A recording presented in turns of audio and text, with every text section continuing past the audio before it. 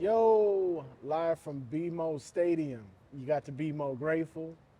You got to be more fly. But right now, you tuned into a Sweet Life podcast. I am Chief Johnson. It's my dog, Malik Rasheed. Steady. We sitting down with our esteemed guest of the evening, Miss Debbie Gonzalez. What's up? And Mr. Daniel Fernandez. Hey. So I'm co-hosting at this point. Yeah, right? Okay, Right? okay. We are here, man, at the beautiful backdrop in the city. We're excited to be here, though. Oh, we are extremely Yes. excited to be here. It's been a long time coming. You know what I mean? We finally got this put together. Thank you. Shout out. This is a beautiful facility. It's like I've been to a game here before, and the energy is amazing. Especially the This fans over right here, here. and they're Yes. just standing up the whole time, and the chanting going on, and just the energy. Yeah, it's another type of sporting event, but to kind of juxtaposition and to be sitting down and having a conversation with you guys is just like, yeah, right now I'm almost like in awe. I'm like, lightweight pinching myself. So thank you.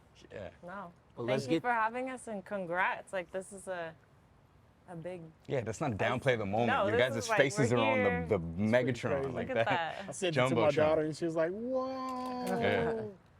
Thank you. Thank you for making it. I know you No. had a tremendously busy day.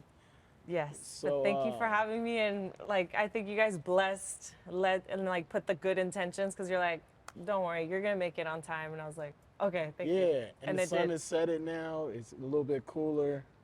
And again, amazing backdrop. But I wanted to hop in and just talk about, one, all the hats that you wear, but rewind and a little bit about yourself, where you're from, growing up, a little bit more about you.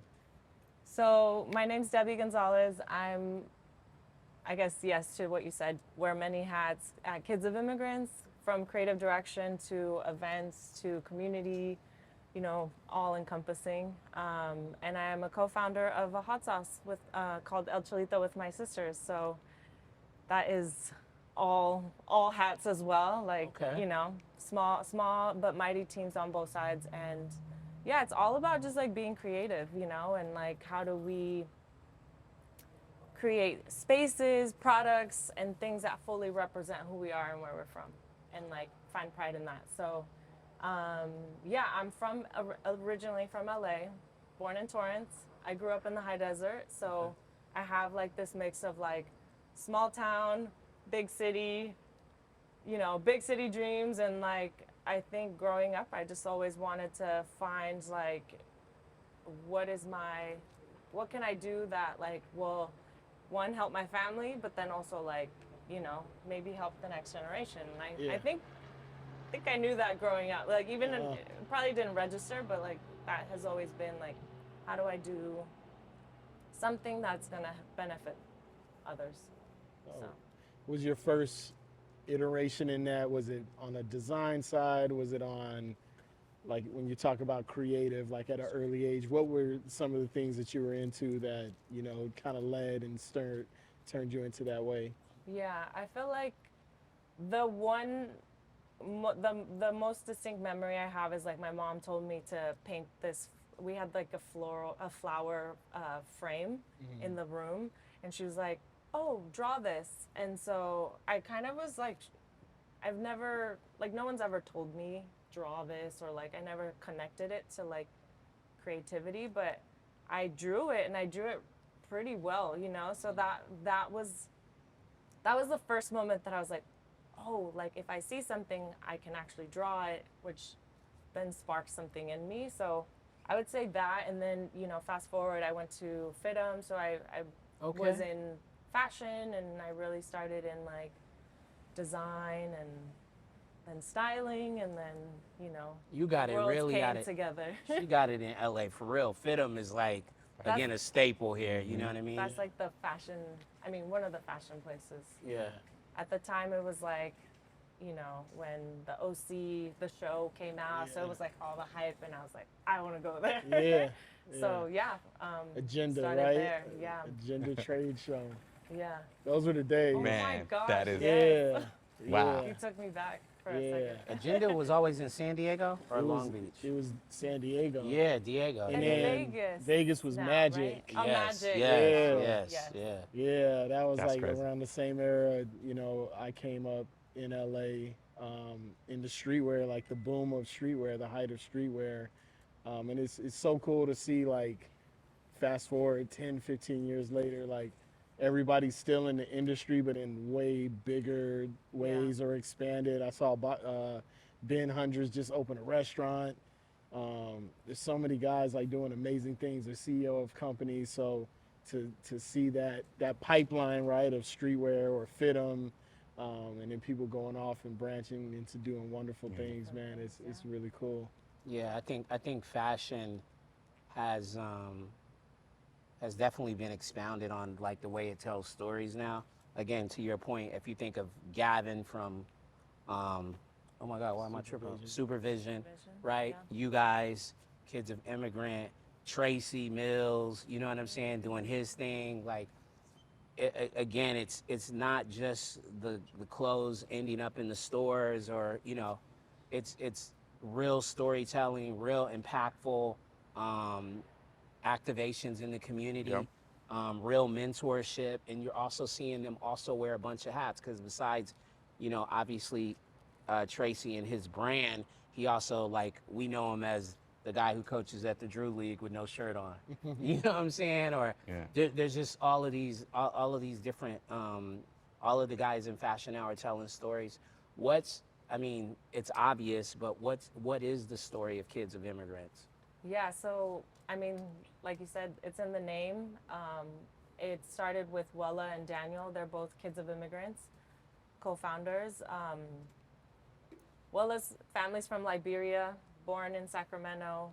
Danny's from Brooklyn, Bushwick, parents from Honduras, and our mutual friend connected them, and it was like, that's really what bonded them, you know, and later what I connected and resonated with was that, like, being kids of immigrants from different places, different parts of the world, different experiences, but like we had so many similarities, right? And I felt like that connection was like, wow, for the first time I felt seen. We felt like there's something special here, you know. Yeah. And for the first time we realized what that meant, and then to be able to wear it and feel proud to wear it has always been such a, I mean, growing up I couldn't say that my parents were immigrants. You don't say that, right? Because out of Negative fear There's of a like negative connotation. that deportation, whatever, you know, just Okay. like fear. And so yeah, to be able to, you know, 8 years later to wear that, like to have our friends, not, you know, it's not just about being a kid of an immigrant and embracing that. It's like, you know, it's a movement, it's a support your friends, it's like, it's a lifestyle, it's really just, I don't know, a fruition of all the things that we never saw, or like the things that we wanted to exist in the world. Yeah. I get it all the time. Honestly, I just wanted to jump in because of the way that we were connected. Like, for every time that I'm wearing the gear, there's not been one time that someone hasn't come up to me and given me a compliment, right? Whether it's the sayings on the back or what it just represents, right? It's like they're thematic almost, right? But then there is that pride that you get to wear it with now that is like, it's almost like paying homage to, you know, that generation before you, but then it also allows you to be grounded in, like, all right, you are in fact representing in something like fashion, right? That you wouldn't necessarily think cool. the two wouldn't be synonymous. Yeah. But even with you guys, right? You put Debbie on my radar. I was familiar with the brand, but what is it like to be a fan of something or somebody and then finally connect with them and then realize like-minded, or the goals, or just that kind of stuff, the importance of that? It's everything. I mean, shout out to Debbie for, like, just having a conversation with me. I reached out cold on an email my first week at TMC Community Capital, like, hella nerdy, like, yo, I'm a kid of an immigrant, I'm a new CEO, I love what y'all are doing, and we're trying to do something similar in finance. And like a day later, she hit me back and was like, love what you're doing, let's talk. And from then on, I think just being kind of like a mentor, and like for the few times that we've been able to get on a phone or just ask guidance, it went from being obviously like an awe-inspiring person to be like, oh man, there's actually like someone that feels familiar, right? In the same way that the clothes creates that familiarity and that kinship, it was just love. And for the branding, Love Day, all of that, I was just like totally taken in by it. Thank you. I mean, that means a lot. And honestly, for us, it's like the whole purpose of the brand is for anyone to see themselves in it. And hopefully, you know, I mean, it's probably difficult for you guys to come up, you know, in your respective industries, but like to be able to give at least the next generation a little bit of a game, a little bit of like step forward, or just like, hey, this is how we did it. Take it as you can, and like, so a lot of it is like paying it forward, and also like we want all of us to be up here, you know, like we want all of us to learn, win, and so yeah. Yeah. Beautiful. And I think Support your friends. yeah, no, What's your I was friend? gonna say like Jump. that's such a bold statement, right? But I think it's also people take it as a grain of salt when it's so important, because especially with social media now, right? Support a lot of times doesn't go past hitting the heart button Yeah. or dropping a fire emoji, you know, but we have to get into that, like support is more than that, you know what I mean? Support is showing up to the events. Support is not only always asking for a package, but it's okay to go buy it sometimes, you know what I mean? Like, so there's a lot more ways I feel like we could be supportive. So that statement is it's extremely important in the message that you guys are putting out. And I like that it's just not like we do it every once in a while. It's a staple. You know, when you see somebody in that shirt, you know what it is. And that's, you know, amazing branding, but it also too is what you guys really stand behind. That's the ethos of it.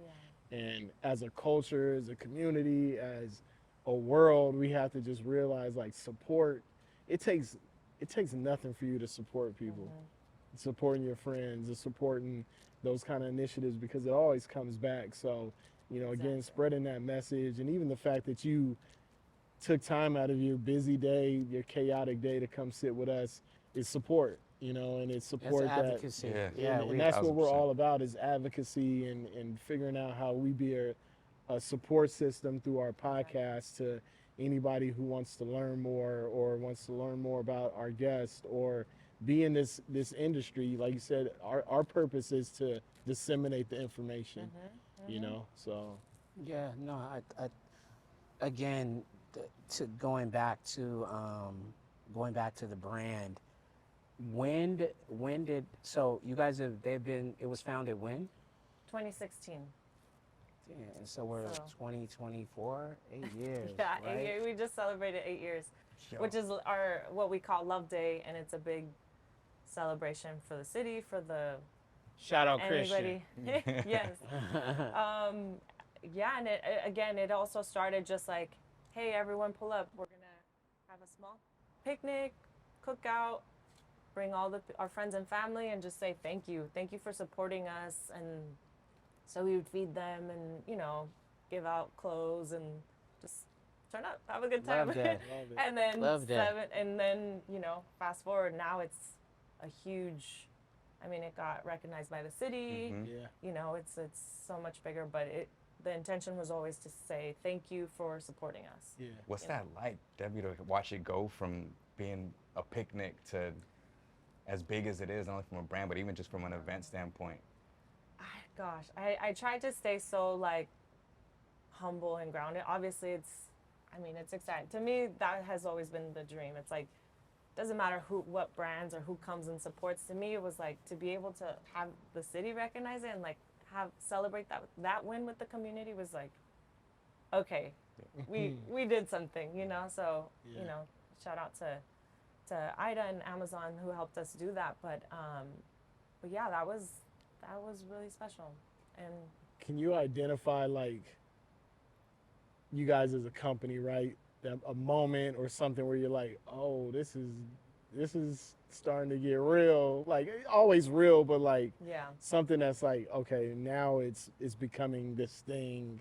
A collaboration. I feel like we were or- just talking about this because earlier, there's been moments where it's like a personal win for me where I'm like, I was able to put my parents in a campaign. Like, that was such a win for me. Like, to see my mom in like a Vans campaign that we did, it was just like, Wow. That's wild. That's everything. that's Yeah. winning right there. And Yeah. then just some other collaborations. I mean, Nike, the Vans, you Yeah. know, Apple. Like, it's been, Guidance. yes. LAFC. LAFC, that was Yeah. a really fun one. That was special. Yeah. It's really the people behind the scenes too, right? Like Yeah. the people that believe in us, that share that same story, and you know, they're just behind the brand too, just reinforcing it. So now you are not pivoting, but you are expanding on the narrative, right? Expansion. And with the hot sauce. Yes. So let's talk about it. Yeah, El Chalito hot sauce is pandemic born, and it's really same formula as KOI, right? It's like I think KOI really allowed me to lean into my roots and my culture and celebrate that. And I think during the pandemic when things were slow and like I was with my family, so it was my dad's telling us these stories of his grandmother making this sauce and like from scratch, and like, you know, all like I could just, when he was telling us, I could just imagine it, you know, like visually. And I had a moment and I thought like, wow, if he hadn't have told us this recipe, like, you know, kind of dies out in that generation, right? Got it. And that's such a big part of not only like our families, because it's originally made in birria. So that's culturally from where my dad's from, that's like a signature dish. But the way she made it was like a big part of our family, or some, you know, special for our family. So anyways, all these things, plus like my dad always wanting us to have a family business, and then, you know, ultimately wanting this business to retire my parents, you know, Yeah. sustain our family and like have some type of legacy. So that all these things came together, and then, you know, I was like, well, I have no idea how to do this. Like, my background's in fashion and music, but I know how to sell product. I know how to make it look good and dope, and I know the people to call. So I called all my friends.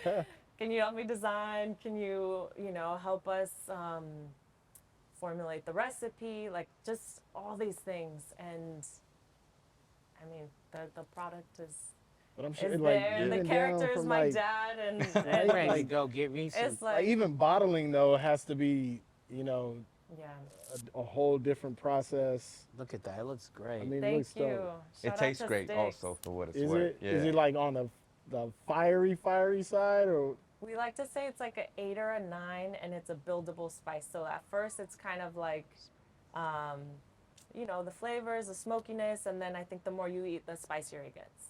okay? So I'm be sweating. It's really depending on how spicy you want to be. So I need to be in the AC 68 with my tacos. Yes. Yeah. Cause I'm one of those guys Are you too. a spice?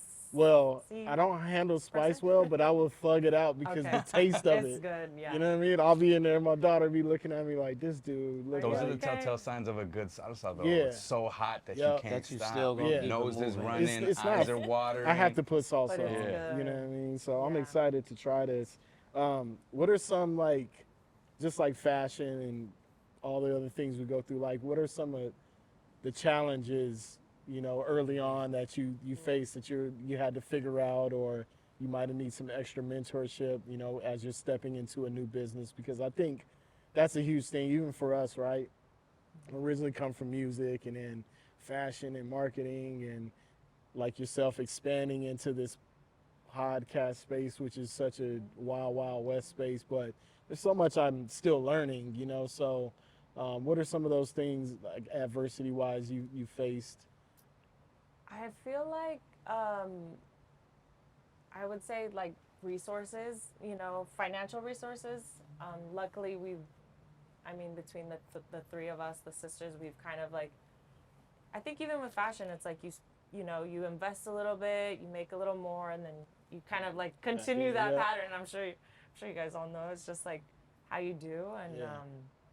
I feel like, yeah, we kind of, it's not a, I guess it's a challenge at times because you kind of like all money in, Yeah. wait for it to come back kind of thing, but yeah, it kind of helps balance also like just, we call it sustainable too. Yeah. Like, you Yeah. know, where you're not like overly producing, you're just kind of making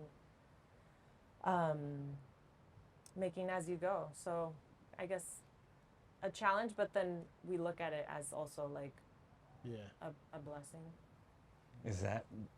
Is a layer of that now, like just with the brand, that now you're kind of like in front of the brand, and that as opposed to being down behind the scenes at KOI, like this is you front and center with your sisters on almost every piece that I've seen from y'all, which Oh my gosh. I'm sure it has to be a little bit different. I tried to push them more because my sister's like made for. Ruby's on radio. Evie's like funniest can be. Like she's made for it. So I tried to push them. I'm like, you guys do this. I'll be behind the scenes, but it's fun. I mean, Yeah. it's the reality of like working with your sisters. So Yeah. I guess that is also That's a entertaining rewarding, or like Yeah. and rewarding. rewarding, yeah. Yeah. And as you spoke of, like, you're saying you were trying to push them out front more. It's great that you realize what their strengths are, Yes. and you are so willingly like, go do that. This is where I'm at. This is where I'm comfortable at. That's how teams win. When everyone just is like, yeah, this is where I fit at. No problem. You know what I mean? And that doesn't mean stay in your lane. It just means I know I'm going to help us be more effective in the long term if I sit in this space. Yes. So that's great that you guys like early on have figured out sort of your roles and you are comfortable in your own skin enough to stay grounded. Yeah, thank you. We're still figuring it out. Like Okay. sister is always a dynamic, but Okay. I mean, but that's But- running a small business. Right? Yes. I mean, that's like probably the story of anyone who's in that kind of beginning phase of like Facts. figuring out how to be super efficient, right? Around like what you guys order, resourceful, Yes. all of those things. And it's like, is it online? Is it pulling up at the swap meet? It's like, what are those first levels of engagement that is like uniform, whether it's hot sauce, fashion, Yeah. selling records out of your trunk back in the day? It was always like, what are those entry level points of engagement that is almost like cultural to like Black and brown folks that I always find like super Yeah. powerful. Yeah. Yeah, and I guess the some of the positives with social media now, right, is there's so many influential people that you can tap into. You know, even people that are just close to you. So it's like leveraging those things in a fashion that doesn't feel like you're using people to step on their backs. But you know, it has become, I'm not going to say easier because it's never easier, but more obtainable as opposed to back in the day. If you launched a business, you got to figure out how to do out-of-home media. You got to figure out, like, you know, you're going door to door, and just a lot of different ways to get it in front of people. So, you know, leveraging those tools. But I wanted to ask you, D, for a young entrepreneur, somebody looking to start a business Yeah. who doesn't have capital, how would somebody approach you and what you do, you know, to, you know, gain capital, or what are some steps that early on, like you're teaching for young entrepreneurs? Yeah.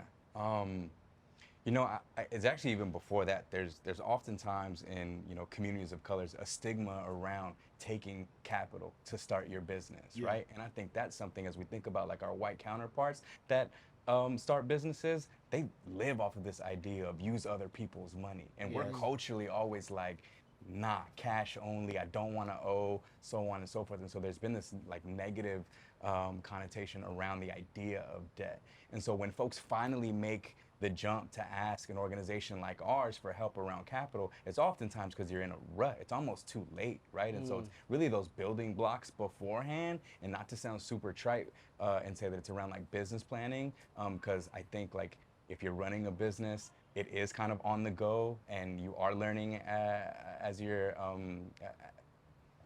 you're learning as you go. I think having a plan, having a goal, but the magic that I think is finance right now is actually meeting people where they are. So that used to be like applying for a loan was like an arduous process. You need 3 years of financials. If you don't have to, then you have to find someone to build your financials and your bank records and whatnot. And so I think what we're really proud of around the work that we're doing, it's also like really culturally competent and coming from the places that we come from and how we do business as communities of color. So it's like building proxies for like cash-based income. And you don't have 3 years of financials, maybe we can map that out with you and help you figure it out. Oh, you got a ledger? That's cool. It's in Venmo or Cash App, here's how that translates to a P&L. And having those things at a time where technology can sometimes seem intimidating for folks, having it be a resource to get that $5,000 to $10,000, $50,000 to expand into something new, purchase the trailer or the food truck to go kind of on that next step. It's all growth capital, you know what I mean? But it's very organic, and it's kind of a contrarian approach to finance that says get everything in order and then go talk to your banker. It's like, nah, show us the mess, you know what I mean? Because we think we can help you sort it out. And from that, there's enough data to build an entirely new model to where it's not a mess anymore. Now we've actually focused the technology towards how people actually do business, which is really exciting when you think about finance in general.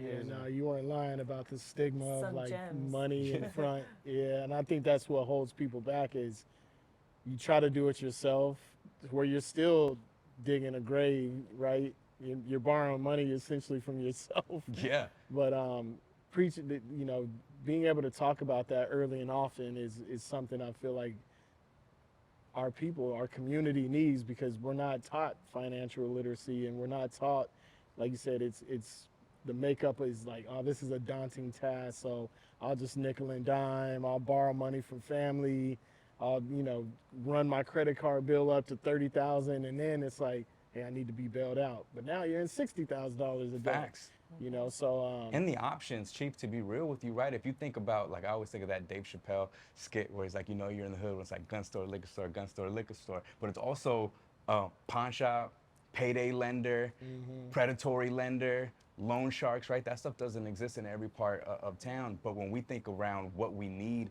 when it comes time to think about access to capital, that decision has been made, oh, well, banking's not for me, right? Or I don't have those 3 years financials. So you go to that lowest hanging fruit, and whether it's in your neighborhood or it's online, like those options now that are built for community are sometimes as high as like 85% APR, you know what I mean? But we're conditioned to think that those are the only options for us. So to be able to prop up an industry that's like focused on community lending and just kind of like telling people like, yo, there's other options, right? Come give us a call. Maybe we can work it out. I think it's also like, how do we get to a place to where there's a community capital on every corner, not necessarily a pawn shop or a payday lender.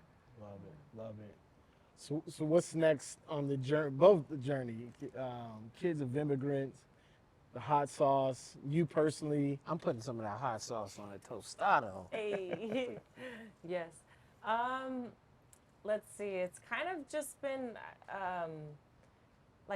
we're planting seeds right now, and I think slowly growing. Like there's not, we're removing the pressure of like, oh, we got to be in these stores and we got to be in big markets, and even for KOI, like, you know, it's kind of just like planting seeds, and we do have an exciting drop in fall, so more to come in fall. Stay tuned for Kids of Immigrants. And then El Chalito side, just continuing to do pop-ups. We love teaming up with chefs and allowing them to kind of remix and do like whatever they want with the sauce, however they feel inspired by it. So it's kind of like a great way to stay creative, to collaborate with people, bring people together. So more in the events, I guess, more events to come. And Beautiful. Yeah. Love it. And how do you spend your downtime? my downtime is, I just got a Huntington library. I go to like the botanical gardens. I love that So library. I'm now a member, and that's where I spend most of my time. Avid reader? Yeah, or like just to Just to write write and in just general. to Just to be. think. Okay. What did I heard about forest bathing the other day? And it's just like you just sit there and kind of just observe noises and just sit there. Like I literally just went the other 2 Sundays ago and we just sat there. You know, like it was Yeah. to slow down is like really a Yes. blessing. Important. And yeah, swimming, go to the public pool, cook. Cooking is therapy for me, you It's know. all your peaceful places. Yeah. And, like, where And you, finding more hobbies, honestly, that Yeah. I'm trying not to turn into businesses or events. So I'm like trying to find just like hobbies that I'm like, let me just do it. Yeah. Let me just do it and not trying to make it a whole thing, you know. hard to turn off A sometimes, right? full production. So yeah, that's kind of how I spend my time. And listening to music, really. That's what's up. Yeah. Yeah. Any new artists that you're listening to? Salt. I'm heavy on Salt right now. Yeah. Salt is like my gospel. I was like, I didn't even know I was spiritual. Like, I enjoyed gospel so much, but I think they do it in such a great way. Cleo Soul, Yeah. Thames, I'm in the R&B. Thames. I'm on the R&B R&B kick right side. now. What about you? Man, I've been on a heavy 90s rip lately, but kind of on that, you know, I've been heavy into Brent. Listen to a lot of Brent right now. The artist that he just dropped that had that big record on Yeah, TikTok, Tommy Richmond. Man, he hit another one. It was like, it's just a vibe. You can tell it's Brent also that has kind of that 90s nostalgia, but it's also like very feel good and fly. And so that's been most of it. And outside of that, the rabbit hole has been a lot of Kanye recently, to be honest with you, man. Yeah. It's like, Revisiting. yeah. The archives. Okay. Yeah. Hard. Yeah. I just get in the whip and just put shuffle on and just let it flow. My shuffle always gets interesting because crazy, it's yeah. But like, what's the algorithm? It'd be weird. Like, it'd be Harry Styles, and then the next song would be like Wu-Tang, Tame Impala. You know what I mean? Like, Some it'd be all Peso over the place. Pluma. Yeah. And then Whatever's my involved. daughter, she's 9, and she loves Sabrina music. Carpenter. But she loves Sabrina Carpenter, but then she also loves New Edition. yeah. So she's like, put that on my playlist, put that on my playlist. So I think it's cool too, introducing her to music and her latching on to things that I latched onto. She's in the back of the car singing Michael McDonald, and I'm like crazy because my parents didn't listen to Michael McDonald really, but I heard it at some point and latched onto it, and now, I mean, those songs probably came out 50 years ago, and I'm like, damn, it was catchy, and she's singing it like, That's so, wild So because you you know said it's a 50 good- years. yeah. So I think the level of discovery through her is also really cool to see. That has to be really cool. Yeah, To have like yeah. a little person enjoy the same things that you like. You have to remind yourself though too, like a lot of things they're doing for their first time, Yeah. Yeah. and it really teaches you to be patient and to kind of step back and observe, and I'm trying not to be too helicopterish, but it's really cool to see, man. It awakens something in you that's just like, such a beautiful thing. And I'm glad I didn't have a son, nothing against people with sons, but being a girl dad is like, it Hashtag girl is so dad. dope, man. Like, Yeah. like, It's an amazing you know. experience. It's an amazing experience. My daughter has found her voice in volleyball. She's a libero. What's your position? Oh, yes. Yeah, she plays for Mizuno, one of the top clubs Wow. period in the country. And she's found her voice, and that's all we want for them, right? That's really all of this, right? The ethos of all of this is to help people identify their voice and to help them to latch onto it and create sustainable culture for it. You know what I mean? For their North Star. So, yeah, again, thank you guys. Thank you guys so much. Thank you for sharing your journeys, imparting wisdom on us. With that said, live from Los Angeles. Yo, y'all see that back there? Y'all see that back there? All those You know what I'm guys. saying? where can everybody check you guys out too before we get out of here? Man, Team C Community Capital. For us, we have our big annual event in September, Real Fest. Debbie was part of the brainchild of our first event in Oakland. Really excited to be able to bring it to Los Angeles, and is essentially, you know, the embodiment of everything we discussed today, like community, culture, bringing people together. You know, come check us out. That's what's up. Yeah. Where can people get some of this? Yes, we're in a few different markets throughout the city, online. You can find us at El Chalito Hot Sauce on IG, on our website, and then Kids of Immigrants. Support As you your know, friends. Support your friends. Yeah. Support them. Yes. Gangs. It's time to lay down. Yeah. Signing off. Yeah. So with that said, we signing off live from BMO. You know what I mean? Peace. Peace.